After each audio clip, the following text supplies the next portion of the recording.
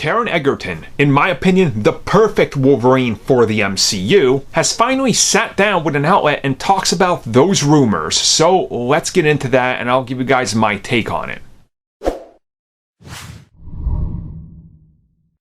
So in case you guys don't know who Taron is, you should go watch the Kingsman movies because they're excellent and you'll kind of get an idea of his range and why I think he's great. You should also watch that Robin Hood movie starring him and Jamie Foxx. I know not a lot of people liked it, it's a guilty pleasure, I thought it was pretty entertaining. Anyways, Taron opens up to Yahoo about those Wolverine rumors, so description below, you guys want to read that entire thing, which isn't honestly that big, and of course right here on the screen, here's what he said. It's unfounded. The only morsel of truth to that is that I'm a huge fan of the films, like 99.9% of the rest of the world. That's kind of it, really. I don't quite know where it came from.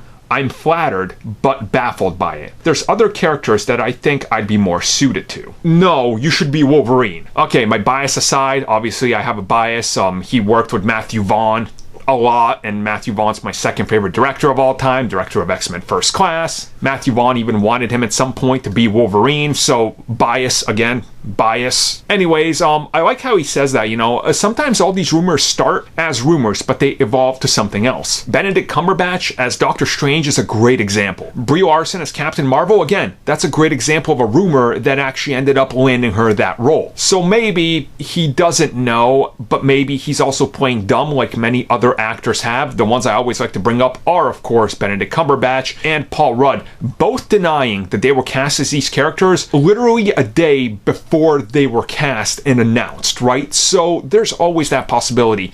But to me, I honestly think he's telling the truth right here, right now, because they haven't really started figuring out anything.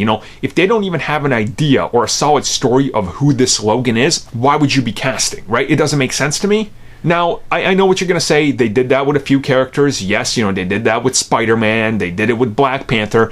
That's true, but Wolverine is somebody that's going to have probably at least 30 years, give or take, of films. They'll use that de-aging technology pretty much till the actor can't walk. And by then, you won't even need the actor anymore. It'll just be a CG stand-in, which honestly, they've actually gotten to that point in some of the films. It's kind of scary. Anyways, but I think he's telling the truth. Now, what I really want to know is, who does he think he would be a better fit for? That's the one I want to know, because maybe he's dropping a hint that maybe he's met in regards to some characters. So who really knows? Either way though, I want to see him in the MCU. I think he's a great actor. I think he has a great presence, and I genuinely just like the dude from when he does interviews and when he talks about stuff. He's very passionate, and sometimes younger actors, they kind of get cocky and they get full of themselves. He doesn't have any of that, which honestly I think we need more of in Hollywood, because it's kind of Hollywood, right? You see a lot of stories out there, and they're not very pleasing when it comes to many actors and how they kind of present themselves. So it's kind of fresh to have somebody that's younger